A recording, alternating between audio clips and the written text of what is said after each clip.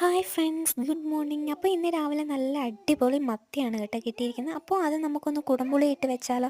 അതിനായി ഫസ്റ്റ് എൻ്റെ വീഡിയോ ഫുള്ളായി കാണാൻ വേണ്ടി എൻ്റെ ചാനലൊന്ന് സബ്സ്ക്രൈബ് ചെയ്ത് ലൈക്ക് ചെയ്യുക കേട്ടോ.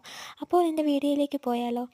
അപ്പോൾ ഞാനിവിടെ അതിനായിട്ട് 2 തക്കാളി, 4 പച്ചമുളക് എന്നിവയാണ് എടുത്തിരിക്കുന്നത്. ഒരു ചട്ടി എടുത്ത് അതിലേക്ക് തക്കാളി, പച്ചമുളക് എന്നിവ അരിഞ്ഞിടുക.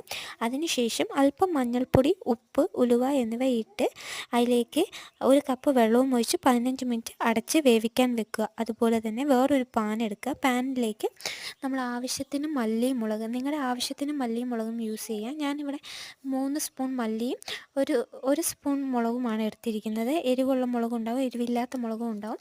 അപ്പോൾ നിങ്ങൾക്ക് ആവശ്യത്തിനനുസരിച്ച് മുളകും മല്ലിയും ചേർക്കാവുന്നതാണ്. ചേർത്ത് നന്നായിട്ട് ഒന്ന് പാനിലെടുത്തതിന് ശേഷം നന്നായിട്ടൊന്ന് ചൂടാക്കുക. ഒരു 2 മിനിറ്റ് അല്ലെങ്കിൽ ഒരു 3 മിനിറ്റ് നേരത്തേക്ക് നന്നായിട്ടൊന്ന് ചൂടാക്കുക. ചൂടാക്കുമ്പോൾ ഒരു മണം വരും. ആ സമയം കൊണ്ട് നമ്മളത് ഓഫാക്കി മാറ്റിയതിന് ശേഷം 15 മിനിറ്റ് നമ്മൾ വേവിക്കാൻ വെച്ച തക്കാളിയും പച്ചമുളകും 15 മിനിറ്റാണ് വേവിക്കാൻ വെച്ചത്. അതൊന്ന് തുറന്ന് നോക്കുക. 15 മിനിറ്റിന് ശേഷം തുറന്ന് നോക്കുമ്പോൾ നല്ല തിള വന്നിട്ടുണ്ട്. തിള വന്നതിന് ശേഷം നന്നായിട്ട് തക്കാളിയും പച്ചമുളകൊക്കെ നന്നായിട്ട് വെന്തിട്ടുണ്ട്. അപ്പം നമുക്ക് അതിലേക്ക് നമ്മൾ നേരത്തെ മിക്സ് ചെയ്ത് വെച്ചിരിക്കുന്ന മല്ലിയും മുളക് അതും ഇടുക. അതിന് ശേഷം ഒരു 3 കുടംപുളിയാണ് ഞാൻ ഇവിടെ എടുത്തിരിക്കുന്നത്. ആ കുടംപുളിയും ഇട്ട് നമ്മൾ നേരത്തെ കഴുകി വൃത്തിയാക്കി വെച്ചിരിക്കുന്ന മത്തി അതിനെയും അതിനകത്തേക്ക് ഇട്ട് നന്നായിട്ട് ഒന്ന് ഇളക്കി കൊടുക്കുക. ഇളക്കി കൊടുത്തതിന് ശേഷം നമ്മൾ ഒരു 20 മിനിറ്റ് ഒന്ന് മൂടി വെക്കുക. ചൂടാകാൻ വേണ്ടി, നന്നായിട്ടൊന്ന് വേകാൻ വേണ്ടി മൂടി വെക്കുക.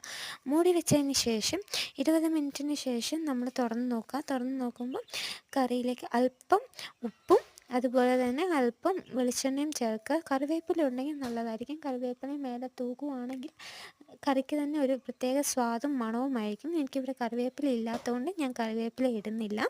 അപ്പോൾ അല്പം പച്ച വെളിച്ചെണ്ണയും ഒഴിച്ചതിന് ശേഷം അത് വാങ്ങിയെടുക്കുക. കറി റെഡി ആയിട്ടുണ്ട്.